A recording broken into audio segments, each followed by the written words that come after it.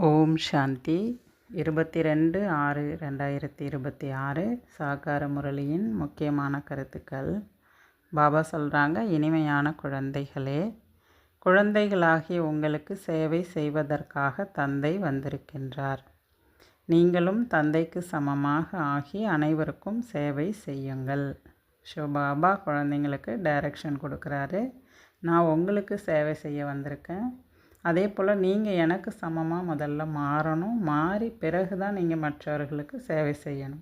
சிவபாபா அனைவர் பொருட்டும் சுப பாவனை, நன்மை, அனைவர் மீது இரக்கம் கருணை கொண்டு நன்மையின் பாவனை கொண்டு சேவை செய்யறதுக்காக வந்திருக்காரு. சுயநலம் இல்லாமல் சேவை செய்ய வந்திருக்கார்.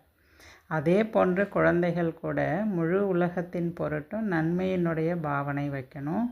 முழு உலகத்தினர் மேலே சுப பாவனை வைக்கணும். கருணையினுடைய பாவனையோட அனைவருக்கும் சேவை செய்யணும் அப்படின்னு பாபா சொல்கிறார். முதல்ல சிவபாபாவுக்கு சமமாக ஆகுங்க. அவர் எப்படி எந்த பலனும் எதிர்பாராமல் சேவை செய்கிறாரோ அதுபோல் சிவபாபாவுக்கு சமமாகி அனைவருக்கும் சேவை செய்யணும் அப்படின்னு பாபா சொல்கிறார். பாபா கேள்வி கேட்குறாரு, பிரம்மா பாபாவிற்கு எந்த எண்ணம் உருவாகிறது? அதற்கு சிவபாபா பொறுத்திருந்து பார் மற்றும் கவலைப்படாதே அப்படின்னு சொல்கிறார். பிரம்மா பாபாவுக்கு எந்த எண்ணம் உருவாச்சு, அதுக்கு சிவபாபா பொறுத்திரு கவலைப்படாதேன்னு பதில் கொடுக்குறார். பதில்: நேரம் மிகவும் நெருங்கி கொண்டே போகிறது. குழந்தைகள் அழிவற்ற ஞான ரத்தினங்களை எடுக்க தந்தையிடம் வந்துதான் ஆக வேண்டும். அந்த அளவு அதிகமான குழந்தைகள் இங்கே வந்து தங்குவார்கள். எத்தனை கட்டடங்கள் உருவாக்க வேண்டியிருக்கும் என்ற எண்ணம் பிரம்மா பாபாவிற்கு வந்து கொண்டே இருந்தது. அதற்கு சிவபாபா பொறுத்திருந்து பார், போன கல்பத்தில் எப்படி வந்து தங்கினார்களோ அப்படியே தங்குவார்கள். நீ கவலைப்படாதே, நீ படித்து கொண்டே இரு. மேலும் மன்மனாபவ அந்த மந்திரத்தில் நிலைச்சிரு. மேலும் கர்மாதீத் நிலையை அடைவதற்கான முயற்சி செய்யும் அப்படின்னு சிவபாபா பிரம்மா பாபாவுக்கு சொல்கிறார்.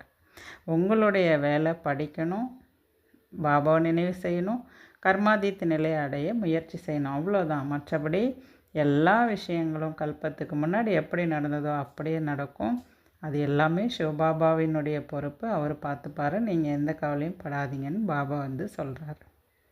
பாடல்: உங்களை அடைந்து நாங்கள் உலகத்தையே அடைந்து விட்டோம். ஓம் சாந்தி. குழந்தைகளே, ஓம் சாந்தி என்று பாபாவும் கூறுகின்றார். வேறு என்ன கூறுவார்? குழந்தைகளே, ஓம் சாந்தி, அவ்வாறே ஆகுங்கள் அப்படின்னு சொல்கிறார். அதாவது அந்த ஓம் சாந்தி என்பது உங்களுக்கும் பொருந்தும். ஏன்னா நீங்களும் சாந்த ஸ்வரூபமானவர்கள் அப்படின்னு சொல்கிறார். நீங்களும் கூட மாஸ்டர் பதீத்த பாவனர் ஆவீர்கள். நீங்களும் மற்றவர்களை தூய்மையாக்கக்கூடியவர்கள், தூய்மையாகி மற்றவர்களை தூய்மை ஆவதற்கான வழி சொல்லக்கூடியவர்கள். ஆகையினால நீங்களும் மாஸ்டர் பதீத்த பாவனர் அப்படின்னு சொல்கிறார். இது போன்று வேறு யாருமே சொல்ல முடியாது. எப்படி தாயோ அப்படியே குழந்தைகள். அதே போல் தான் இங்கே அப்பா எப்படியோ அப்படி தான் குழந்தைங்க. நீங்களும் அப்பா எதெல்லாம் கடலாக இருக்காரோ அதில் நீங்கள்லாம் மாஸ்டர் கடல் அப்படின்னு சொல்கிறார். எப்படி தந்தையோ அப்படியே குழந்தைகள். இதை நீங்கள் புரிஞ்சிட்ருக்கீங்க. நான் ஞானக்கடல் என பாபா கூறுகின்றார். நீங்களும் கூட மாஸ்டர் ஞானக்கடல். நதிகளாகிய நீங்களும் அவ்வாறே என புரிந்து கொள்கிறீர்கள். கடலின் குழந்தை குட்டிகள் இருப்பாங்களே, அப்போ கடல் இருக்குது. அப்புறம் அடுத்தது பார்த்துட்டா பெரிய பெரிய குளங்கள், ஏரிகள் இப்படி இருக்கும். அப்புறம் சின்ன குளங்கள் இப்படியெல்லாம் இருக்குது இல்லையா? அதெல்லாம் கடலிலிருந்து வெளிப்பட்டது தான் அப்படின்னு சொல்கிறார். அதெல்லாம் ஜடமான நதிகள். நீங்களோ சைத்தன்யமாக இருக்கின்றீர்கள். கடலிலிருந்து வெளிப்பட்ட சைத்தன்யமான நதிகள் நீங்களாம் அப்படின்னு பாபா சொல்கிறார். நிறைய குழந்தைகள் இந்த விஷயங்களை புரிந்து கொள்வது கிடையாது. ஏனென்றால் பெண் குழந்தைகள் எழுத படிக்க தெரியாதவங்களாக இருந்தாங்க. பிரம்மா பாபா சிவபா 1936 சிவபாபா வந்த காலகட்டத்தில் அப்போ வந்த வகுப்புக்கு வந்த பெண் குழந்தைகள்லாம் வெளி உலகத்தினுடைய ஞானமே இல்லை, படிப்பறிவு இல்லாதவர்களாக இருந்திருக்காங்க அப்படின்னு சொல்கிறாரு பாபா. ஒரு முறை பாபா கேள்வி கேட்குறாரு குழந்தைங்கள்ட்ட. சர்க்கரை எப்படி தயாராகுது அப்படின்னு கேள்வி கேட்டிருக்காரு. வெல்லம் எப்படி தயாராகிருக்கு அப்படின்னு கேள்வி கேட்குறாரு. சிகப்பு கரும்பிலிருந்து வெல்லம் உருவாகுது, வெள்ளை கரும்பிலிருந்து சர்க்கரை உருவாகுது அப்படின்னு சொல்கிறாங்களாம். பாபா புரிஞ்சுக்கிட்டு, பாவம் படிக்காத குழந்தைங்க எல்லாமே ஒரு கரும்பிலிருந்து தான் உருவாகுதுங்கிறது தெரியல அவங்களுக்கு, படிக்கலைல்ல, அதனால் அப்படி சொல்கிறாங்கன்னு பாபா சொல்கிறார். அப்போ வந்த பெண் குழந்தைகள்லாம் படிக்காதவங்களாக இருந்திருக்காங்க, தாய்மார்கள்லாம் அப்படின்னு பாபா சொல்கிறார். இப்போது பாபா உங்களுக்கு எவ்வளோ பெரிய விஷயங்களெல்லாம் புரிய வைக்கிறாரு. கடலிலிருந்து தான் தண்ணீர் ஓடும் நதிகள் தோன்றுகிறது. மனிதர்கள் நிறைய பெருகி கொண்டே போகிறார்கள். குழந்தைகளாகி உங்களுக்கு உட்கார்ந்தாலும் எழுந்தாலும் நடந்தாலும் சுற்றினாலும் நாம் இந்த பதீத்த உலகத்தை தூய்மையாக்க வேண்டும் என்ற எண்ணம் இருக்க வேண்டும். ஏன்னா பாபா குழந்தைகளுக்கு என்ன டைட்டில் கொடுத்துருக்கிறாரு? மாஸ்டர் பதீத்த பாவனர். பாபா எந்த காரியத்திற்காக இந்த உலகத்திற்கு வந்திருக்காரு? தூய்மையாக்குவதற்கான காரியம். ஆகையினால நமக்கு எழுந்தாலும் அமர்ந்தாலும் நம்மளுடைய சிந்தனையில் எது ஓடிட்டே இருக்கணும்? நாம் இந்த உலகத்தை தூய்மையாக்கணும். அதுக்கு முதல்ல நாம் தூய்மையாகணும். தூய்மையாகி இந்த முழு உலகத்தை தூய்மையாக்கணுன்ற எண்ணம் உங்களுக்கு இருந்துக்கிட்டே இருக்கணும்னு பாபா சொல்கிறார். பாடலில் கூட பாபா, நாங்கள் உலக ராஜ்ய பதவியை ஆஸ்தியாக அடைகிறோம், இது யாரும் எங்கள்கிட்ட இருந்து பறிக்கவே முடியாது. 21 பிறவிகள் இந்த ராஜ்யம் நிலையாக இருக்கும் என கூறுகிறார்கள். எல்லையற்ற தந்தையும் வந்து எல்லையற்ற ராஜ்ய பாக்கியத்தை குழந்தைங்களுக்கு கொடுக்குறார். ராஜ்ய பாக்கியத்தை அடையக்கூடிய அளவுக்கு தகுதி அடைய வைக்கிறாரு, மேலும் தூய்மையாக மாற்றுறார்.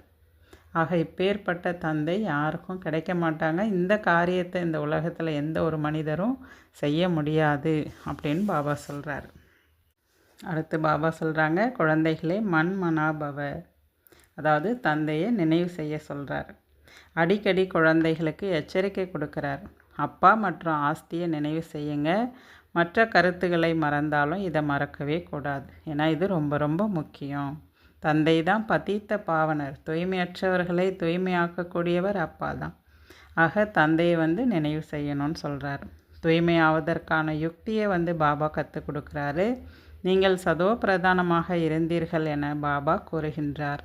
இப்போதோ தமோ பிரதானமாக பதீத்தமாக ஆகிவிட்டீர்கள் என 84 பிறவி எடுத்திருக்கீங்க இல்லையா அப்படின்னு சொல்கிறார். இப்பொழுது நீங்கள் மீண்டும் தூய்மையாக வேண்டும். தூய்மை ஆகினால்தான் நீங்கள் தூய்மையான உலகத்திற்கு போக முடியும்.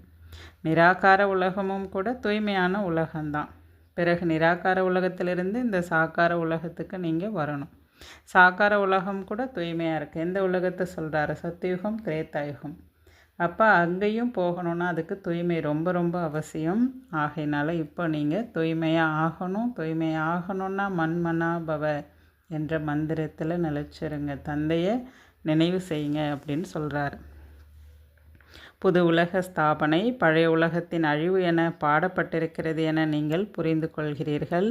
அனைத்தும் அழியப் போகுது. சத்தியுக சொர்க்கம் வந்து உருவாக போகுது. இப்போ நீங்கள் பாபாவோடு சேர்ந்து சேவை செய்து கொண்டிருக்கிறீர்கள். குழந்தைகளுக்கு சேவை செய்வதற்காக தான் பாபாவும் வருகின்றார். இவர் எல்லையற்ற தந்தை நம்முடைய குழந்தைகள் மிகவும் துக்கமாக இருக்கிறார்கள் என பார்க்குறார். அதனால் அவருக்கு வந்து இரக்கம் வருது. இரக்க மனமுடைய தந்தை இப்போது முழு உலகிலும் அசாந்தி நிலவுகிறது. ஒரு பாபாவை தவிர வேறு யாரும் அமைதியை அளிக்க முடியாது. கடையோகிகள் பல பேர் இருக்காங்க. ஆத்மாவை பொறுத்தவரை அதில் எதுவுமே ஒட்டாது அப்படின்னு சொல்லிட்டாங்க. மனிதர்களுக்கு கடையோகிகள் தவறான விஷயங்கள் எல்லாம் சொல்லி கொடுத்துட்டாங்க. உண்மையில் ஆத்மாவில் தான் எல்லாமே துரு ஏறி இருக்குது. ஆத்மாவில் தான் அழுக்கு இருக்குது. ஆத்மாவை தான் இப்போ தூய்மையாக்க வேண்டியிருக்கு.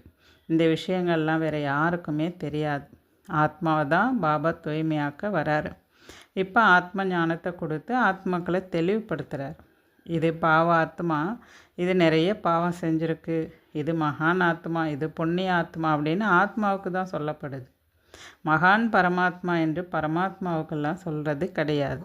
சந்நியாசிகளுக்காக பவித்திர ஆத்மா அப்படின்னு வேணால் சொல்லலாம். ஏன்னா அவங்க வந்து சந்நியாசம் செய்கிறாங்க. ஆத்மாவை தூய்மையாக மாற்றக்கூடியவர் ஒரே ஒரு பரமாத்மா தந்தையை தவிர வேறு யாரும் இருக்க முடியாது. ஆகையினால ஆத்மா தூய்மையாகணும்னா ஒரே வழி சிவ தந்தையை தான் நினைவு செய்யணும். அதற்கான மந்திரம் தான் மன்மனாபவ.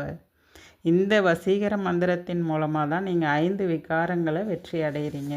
மற்றபடி இந்த ராம் ராம்னு மந்திரம் சொல்கிறதுனாலையோ ஜபிக்கிறதுனாலையோ ஒரு பயனும் கிடையாது. இதை நம்ம புரிஞ்சுக்கணும். தந்தை எந்த அளவுக்கு நினைவு செய்கிறோமோ அந்த அளவுக்கு ஆத்மாவில் இருக்கக்கூடிய பாவம் அழியும் அப்படின்னு சொல்கிறார். இதுதான் யோகான்னு சொல்லப்படுது. பாரதத்தினுடைய பழமையான யோகம் மிகவும் பிரசித்தியானது. இந்த யோகத்தினால தான் நீங்கள் உலகத்தின் மீது வெற்றி அடைகிறீங்க. பாரதத்தின் ராஜயோகம் மிகவும் பெயர் பெற்றது. இந்த ராஜயோகத்தை பாபாவை தவிர வேறு யாரும் கற்றுத்தர முடியாது. மனிதர்களுக்கு இந்த யோகம் தெரியாது.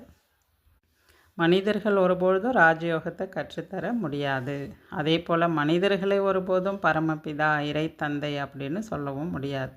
காட்ஃபாதர் என்று கூறுவதால் நிராகார சிவனின் பக்கம்தான் புத்தி போகுது. ஜீவாத்மாக்களினுடைய தந்தையாக ஒருவர் இருப்பார் இல்லையா, அவர் தான் காட்ஃபாதர்.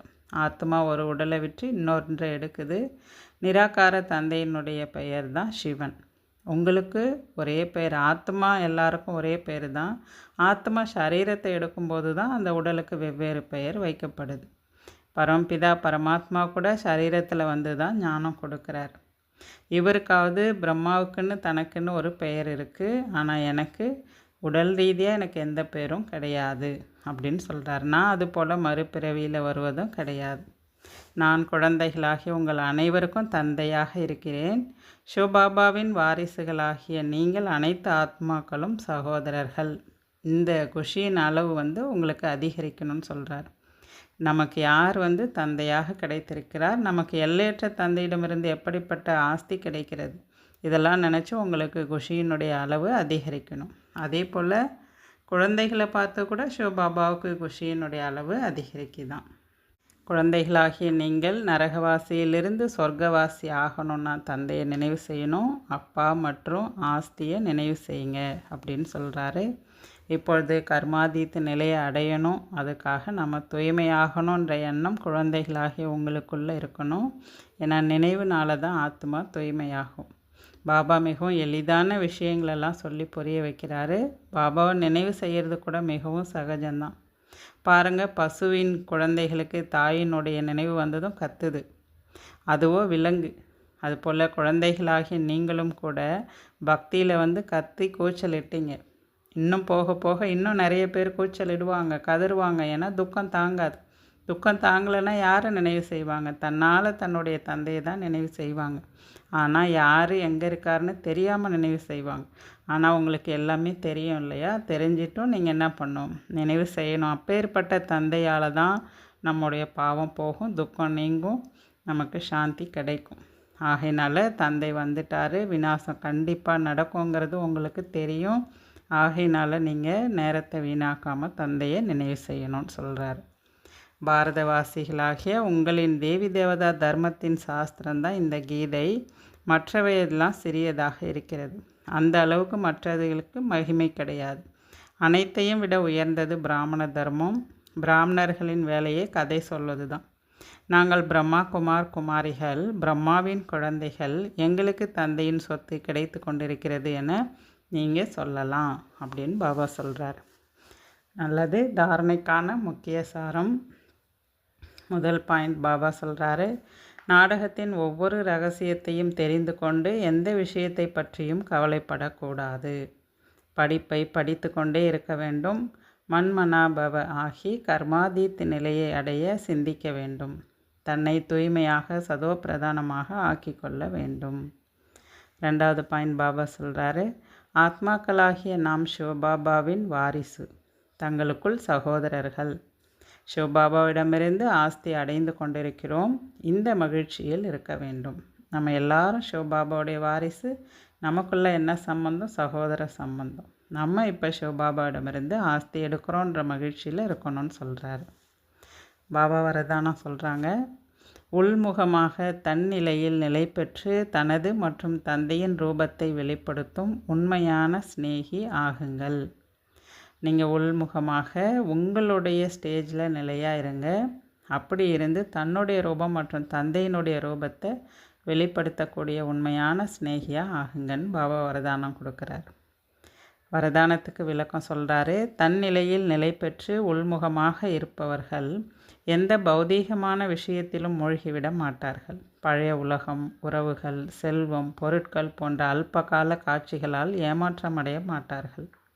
தன்னிலையில் நிலை பெறுவதால் மறைமுகமான சக்தி அவர்களிடம் வெளிப்படும். இவற்றால் தந்தையும் வெளிப்படுவார். அத்தகைய உயர் செயல் செய்பவர்களே உண்மையான சிநேகி ஆவார்கள். ஏன்னா பாபா மேலே எந்த அளவுக்கு அவங்களுக்கு அந்த உண்மையான அன்பு இருக்கோ அந்த அளவுக்கு அவருடைய அன்பில் மூழ்கிடுவாங்க.